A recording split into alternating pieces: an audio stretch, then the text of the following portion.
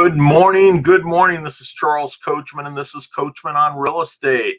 Hope everyone's having a great day, and I just want to remind everyone that we are going to have a special guest this morning, William Cody Lewers.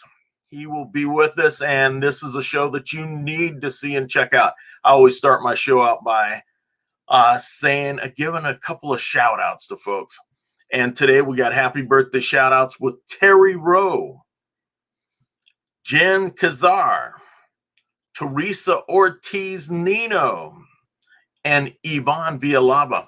Hey, I just want to say happy birthday to each one of you. And if it's your birthday out there, happy birthday to you. Wishing you all the best on your big day.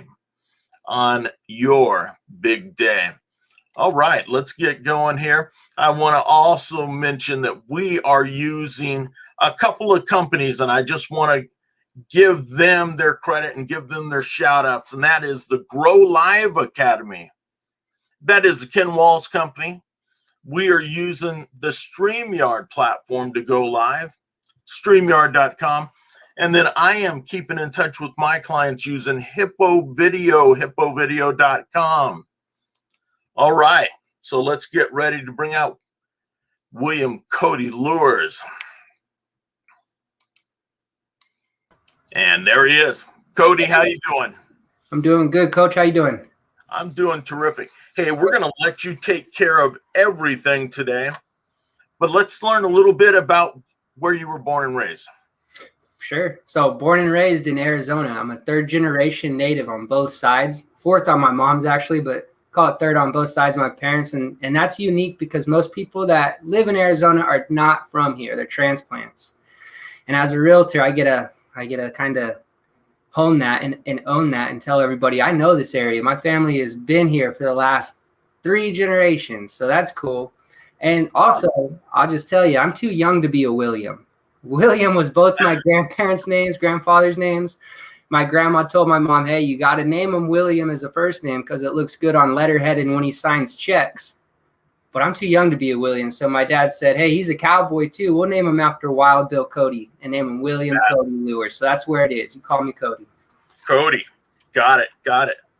You can leave the WM off. That's right. Only when I sign my name to make sure I look professional. But for conversations, I'm young Cody. There you go. So Cody, as he said, is a realtor. He is with eXp Realtors, our real estate company, but you have your own company. And I want to make sure that I put that out there. Pdq Realtors.com. That's right. PDQRealtors.com or CodyLewers.com, which is my personal site. Either one goes directly to me. PDQ Realtors is a team that I established to run under the eXp brokerage. eXp has been I'm not an eXp pusher. I don't want anyone to think I'm trying to sell them, but eXp has been great for me because they've been so accessible. The communication channels between me, the brokerages, and all the different infrastructure is very strong. But they also let me run my team as long as I follow the rules. We're there okay. You go. And that's the way it should be. And then I've also got this information. That's right. That's my cell phone. You can text me right now. It's either on my ear or in my pocket at all times. Okay. Not right now, though. Hold on. Turn my ringer off. A minute. Okay, and I'm going to float mine underneath here. Tell us a little bit about what got you into real estate. How did you get started? Yeah. Well, I got started in real estate. I got more pushed into real estate in 2011. I was a junior at Arizona State University in the professional golf management program, and I had gone to East Hampton, New York in the Long Island area for a 9-month internship. And that internship consisted of cleaning people's golf clubs and stacking range balls because it was at a country club. And one of the members there happened to be in the commercial real estate industry, specifically doing Class A multifamily apartments and properties like that. Me and him became good friends. He's still a good personal reference of mine. And he suggested I get out of the golf business and start making money on the golf course rather than through the golf course. Awesome. Making money on the golf course. That's right. And that's the place I want to be. I mean, until I get paid to play golf, I just want to go have some fun and make some more money on the golf course talking to people. So awesome. So now, how did that meeting get you into real estate? Where did you start your real estate career at? Mm-hmm. So I was lucky throughout that 9-month period, not the whole 9 months, maybe 6 months of it. He would invite me to his house. He'd have every Saturday a cocktail party, and I'd go help him with that and enjoy a cigar and a cocktail with him. And we'd always talk about value and family and things like that. In the last week I was there, I had the opportunity to meet with him in his New York City office in a high rise. It was on the very top floor. And I walked into his office and he had an extremely large check, or a check that had an extremely large number on it. And I said, wow, that's big numbers. And he said, that was a pretty good lunch. And, you know, we do this often, and you have a chance to do this too. He had 2 sons, and they both had to go out on their own for 10 years and work at different facets and facilities of the real estate industry. You know, being a showing agent, being a mortgage broker, being a title representative, doing these different things for 10 years to understand the business. And then he finally hired them on. And he said, I'm going to give you the same opportunity. And about 3 days after that, I had flown home that night. I got a call from a private equity firm, Blackstone Capital, who had just created a subsidiary, and I got hired on as an admin assistant, very low man on the totem pole, doing work, and I just progressed from there. With that company, we bought 48,000 properties, deployed a little over $14 billion, and when I left to go and make an investment into the technology industry, they continued to grow, and I think they own about 70,000 or 90. I think it's 70,000, but could be 90,000 homes around the country. So now they're the largest single-family homeowners in the world, and it was an incredible experience to watch these big dogs go quick, to become a little man, you know, be the low man on the totem pole, and get put into boardrooms and situations with Harvard graduates and Blackstone executives. It was an extremely fun, fast-paced process for me. That is awesome. Yeah. So from there, what brought you into residential real estate with your own brokerage or with another boutique brokerage? I believe you said you started with. So before I was with EXP, I was with the boutique brokerage. When I left Blackstone Capital, I had put myself into a pretty strong position for a 23 or 24-year-old. And I was able to make a big investment, a 6-figure investment into a software development company. And I didn't think I was ever going to work again. I was told certain things. I had certain expectations, and I thought, we're living a good life for the rest of it. And less than 3 months later, that company went bankrupt, and I lost $150+ thousand. And it was tough, and that was a kind of a confusing place for me. And I was lucky enough to have colleagues and friends, and actually my dad's friend, who is a Keller Williams agent. His name is Mike Mendoza. Do you know Mike? Oh yeah, good friend of my dad's. He's become a good friend of mine, I should say. He was associated with an auction firm and invited me to listen to what they do and interview with them, and I'm really glad I did, because they were a blessing to me. They taught me a lot of good information. They showed me a lot of things that I didn't know, a lot of things I should do and shouldn't do, actually. But that's how I got into it. And I worked with them for about 2.5 or 3 years. I don't want to lie about it, but I think it's about 2.5 years. And then from there, I went to the boutique brokerage that I was with before you. Awesome. Now, this is where you begin to separate yourself. As you go into real estate on its own, residential sales, tell us what you've done to differentiate yourself from other realtors throughout the country.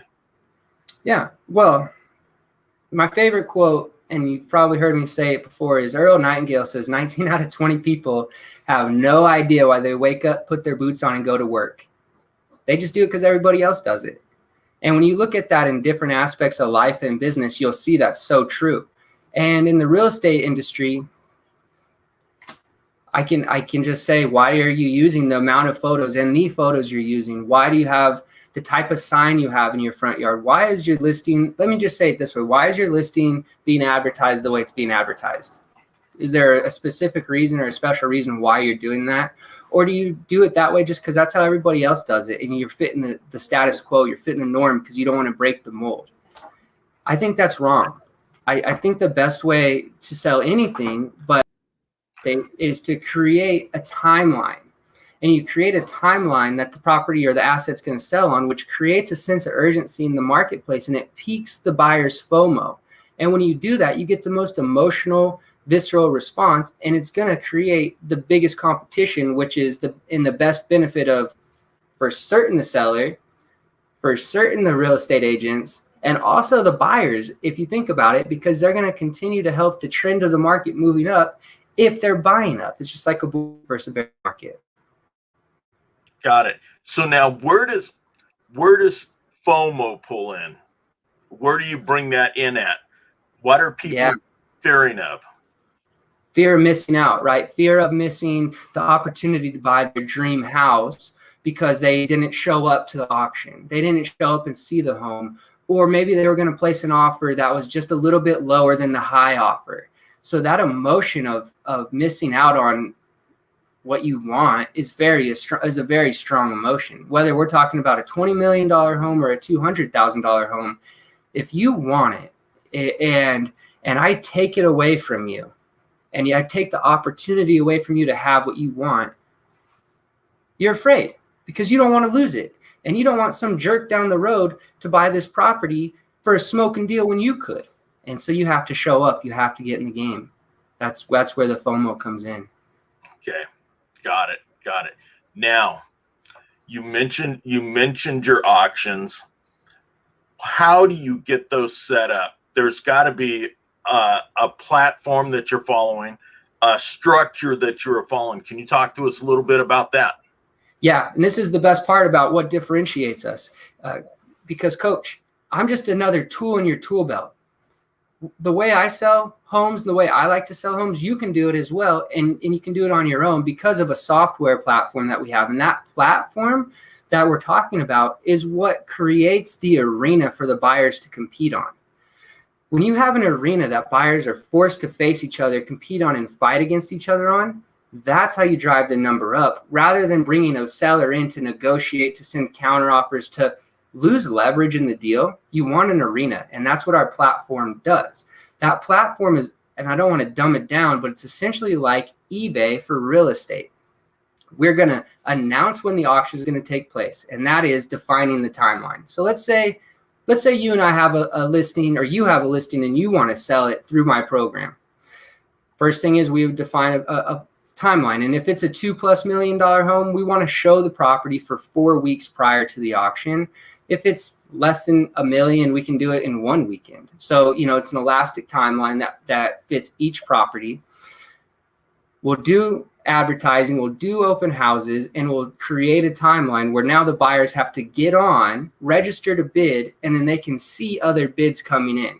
So instead of a buyer, let's say in a traditional setting, that's a multiple offer scenario, they call you or you call them and you tell them, hey, somebody has a higher offer than you, but you can't tell them that number and you can't tell them where they have to go. Just somebody has a higher offer. Now the buyers get to see what that offer is. They get to see what the next bid increment is, and they can make a very educated, transparent decision as to whether they want to increase their number or exit the game.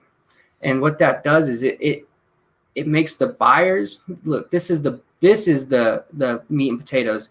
Is this helps the buyers increase their initial thought value of the property, because number one, if they think this house is only worth $1 million, but somebody made a bid at 1.1, well, then maybe it really is worth 1.15 or 1.2, and I have an opportunity to reconsider the value and increase my bid. It also makes the seller feel much more comfortable understanding the market value. And that could go both ways. Because how would you feel if you sold your house 10 or 15% below the market value? Not very good. How would you feel if you sold it 10 or 15% above the market value? You love it. Pretty good. How do you define the market value? It's not with one buyer negotiating against you. And when you have a custom home, it's hard to look at comps and pool values from. So the way you do it is you open the opportunity to the market, which defines the market value. And when you have 100+ people come through your property, you have multiple people competing on this arena for the property, you have a much more transparent understanding and much more innate feeling that this is the market value, this is the most money for the property, and this is the best decision to sell my home right now, or maybe it's not. And to me, that's the strongest way to sell the home. In Arizona, I don't want to speak for California because that's your market, but in Arizona, the buyers can get out of a contract if the sun's out, which means the contracts are slanted in terms of the buyer. I think the seller should be in control of that. I think the seller should have some teeth. And with this program, they do. It's amazing. Okay, now one of the things that I remembered you saying the other day, you've got about a 94% success rate with selling through auction, but then these contracts are done with no contingencies. That's right. So let me unpack that. We have a 94% success rate of hitting our range of value or exceeding it. And what that's important to say is a lot of sellers, and you've seen this, a lot of sellers already have unrealistic expectations to the market. And they might have a $6 million or a $7 million or an $8 million listing price tag on their home, but it's really a 4 or a 5, or you know what I mean? Yeah. And so we dive into the property. And if you were going to sell a home in the Bay Area this way, I would say, Coach, can you run some CMAs? Can you tell me what homes are selling for in this neighborhood, in this region, and in this area? Because we want to know, we want to have an understanding what's the actual range of value. We relay that to the seller. If the seller says, yeah, I agree, that's the range of value, then we move forward. And when we move forward, we have a 94% chance of hitting that range of value or exceeding it. Okay. All right. That's where that comes in. Yeah, I just want to make sure that we're real clear on that. Somebody said, well, you sell it for 94% above the list price? No, that's not what we're doing. I want to be clear. But then it is an as is, and it is a no contingency sale. And the reason that happens is because the due diligence in our program is done upfront prior to the auction rather than afterwards, like in traditional real estate. So we provide the buyers with an upfront home inspection, with an upfront seller property disclosure statement, survey, plat map, anything that they would need in a traditional sale, we package up and give to the buyers upfront. Because again, this is very transparent, and I want them to know what they're bidding on. And once they're the winning bidder, whoever is the winning bidder has 24 hours to submit $20,000 of non-refundable money into our our escrow account as earnest money. And it has to be non-refundable to keep our teeth in the contract and make sure that those buyers aren't going to go anywhere. Got it. Because normally here in California, the contract that we would do. So do you eliminate the purchase agreement then when you were doing the bidding process? No, we don't. So I just had one in Arizona close, and we have a marketing agreement that the seller signs with the auction company. And then you, as the real estate agent, you have your listing agreement signed with the buyer or with the seller. And whatever your listing agreement states, that remains the same. We don't get involved in any of that. And that means that the purchase contract will be written up on your standard purchase form, whatever you guys use in your marketplace. And you just have the as is, no contingency fees marked in there. Okay, because then part of our purchase agreement is mediation and arbitration. Mm-hmm. So we void those out? Correct. Yeah, correct. So those just aren't initialed. And that is part of your agreement to become part of the auction. Yeah, and for the sake of this conversation, that sounds right. But if we were going to do one, we would look at your contracts and just make sure everything was above board and there is no litigious acts going on. But in Arizona, for example, let me speak to that marketplace because I know it like the back of my hand. There's a 10-day inspection period typically, and in the contract, I have the ability to write 0 days rather than 10. So that's how we'll handle that. We also have a box that says this is as is sale. Check it. And then in our additional terms section, we say no contingencies buyer premium of 2% to be added on top of the sales price, because that's what the buyers are paying the auction firm for facilitating the auction, and so forth. Everything is very, very spelt out and gone through with the broker. So your broker would review the listing agreement, your broker would review the marketing agreement, and then your broker would also review the purchase contract to make sure everything was above board with your marketplace. Got it. And so then, and I want to make sure that I got this very clear, the buyers are paying your fees. Correct. Yeah, thanks for asking. The way that would work is, let's say you just had a standard 6% split commission. So you get 3%, the buyer's agent gets 3%.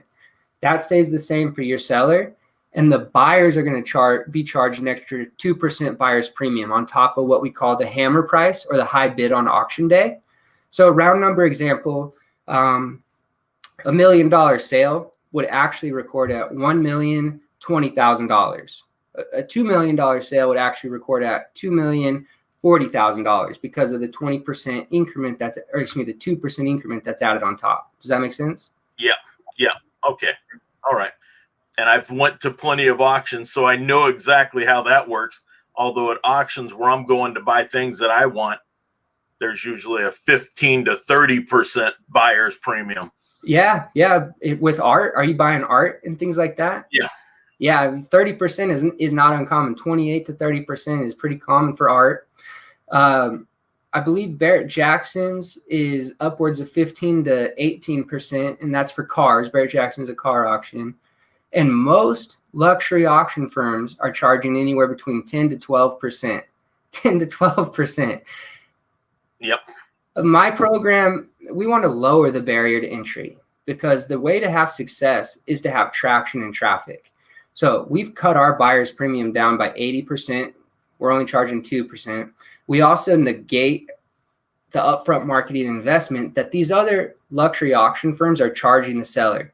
And what they do is they charge the seller a hefty upfront marketing investment because they want the sellers to have some skin in the game too. And as much as I agree with that, most sellers don't. And it's just too hard of a sell. So we've eliminated that portion from our business as well. Okay, what type of marketing are you doing? Yeah. So I bet you and I advertise in a lot of the same places, Coach. I bet you're in DuPont Registry, Jet Set Magazine, Mansions Global, plus all your local newspapers and everything like that. That's exactly where we are. The difference isn't where we advertise or where we market, it's how we market. And what I mean by that is the message in our marketing is much stronger than traditional real estate. In traditional real estate, you have a listing price, and this is what the seller is going to accept. And in a hot market like we have here in Scottsdale, and probably like what you guys face, is that's the base number, and it can only go up from there. Well, that's not really enticing for an affluent buyer that wants to buy a property and doesn't have to buy a property. So the only way to force these people out of the shadowed corners of the internet to get in the game is to give them an opportunity or an option to buy this property at whatever they think it's worth. Hey, you tell us what it's worth. You name the price. And when they read that, that's their FOMO. Wait, I can name a price. Wait, somebody could buy this house for $1 million?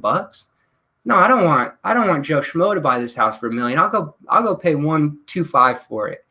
Well, somebody else has the same feeling about the 125 number, and that's where the price starts going up.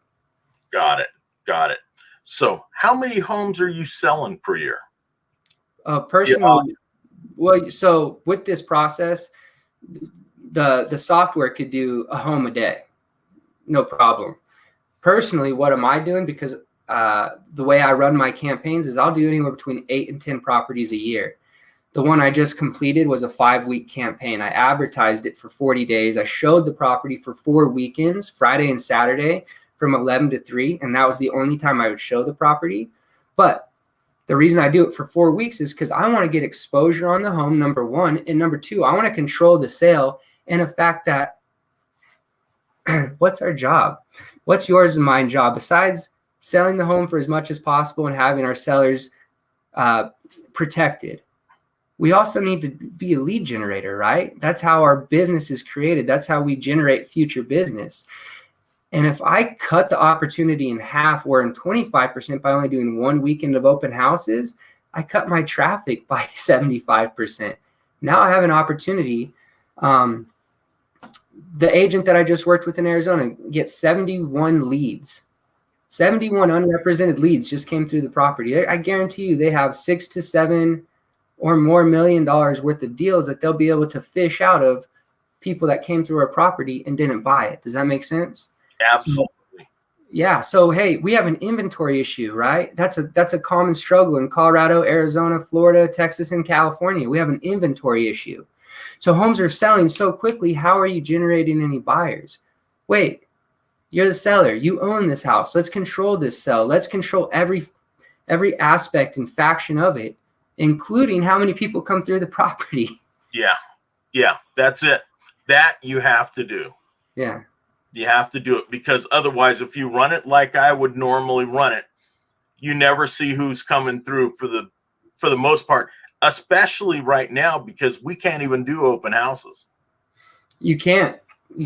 I made this course at the beginning of, you can't see what it says. It says 3 reasons to host a virtual open house, because people were shut down, and you still have to be able to show your property. That's our business. That's, as much as we're here to help the sellers, that's my business. So, we have to do things like that. Got it. Now, as we get close to the end of our half hour, you had one big sale a couple of years ago in Houston. My wife's house. Yeah, that was the best payment I've ever gotten. I was working with another auction firm. They don't want me to talk about their past sales, so I won't, because what's good for me is bad for them. But I will talk about the fact that I got a new wife, I got new in-laws, and I have a great relationship because of some hard work that included a lot of time, a lot of effort, and a lot of integrity to be able to deal with the people we were dealing with and be able to have a successful sale. Awesome. Now, were your in-laws easy to work with? Oh yeah. Oh gosh. Oh yeah. They're Coach. I was not Christian at the time, and I'm very heavily involved and invested in the Bible and my Christian church now. And I know you are, and I enjoy reading or watching your Bible readings that you do in the morning. It's something me and my wife spend about an hour a day doing together. Oh, that's awesome. The reason I'm telling you that, though, is because I wouldn't have a Bible if it wasn't for my father-in-law that I met through that process. And it's changed my life immensely. So they are great people. They're great to work with, but they're great for the edification process, to reinstill the truths that are in the Bible, to reinstill the truths that are in our mind, to refresh our brains by thinking about everything that we're supposed to think about and have the conversations that we need to have versus what we want to do and want to think about. It's been an incredible blessing to sell many homes for them, sell many pieces of land for them since I originally met them, but also just to go hang out with them, go to the lake with them, go to their house, do whatever I can to be around them. It's awesome. That's incredible. And that to me is one of the best stories that I have ever heard. That's good. I met my wife by selling her parents' house. Isn't that funny? What more could you ask for? Got a beautiful wife, a beautiful son, Braxton, and terrific business. Cody, I'm going to ask you to set off to the side here for a minute while I close this up, and then I'll come and grab you. So, realtors, I want to make sure that you understand, if you are interested in what Cody is doing, you've got an opportunity to reach out to him, maybe partner up with Cody, take a look at the program, and get together, because some of these homes really need that extra touch. That's right. They really need to go and be done like the valuable treasures that they are, and be handled just the way that Cody is doing. So, Cody, thank you so much. And I'll be with you in just a moment. So, this is Coachman on Real Estate. We just had Cody Lewers on. Thank you for taking a look in. You're going to be watching on replay. Let us know. Again, Coachman on Real Estate. That was Cody Lewers. We want to make sure that you contact Cody. And so we'll put his information up here one more time. Pdq Realty. That is Cody's cell phone number. I was going to be thinking it was an office number, but that's Cody's cell phone number. And this, you can also find him on the website there and at CodyLewers.com. Take a quick look at that. I want to thank you for being here. Thank you for looking in. Have an awesome weekend, and I look forward to seeing you again on Coachman on Real Estate. Take care. God bless. Have a great weekend. Bye-bye.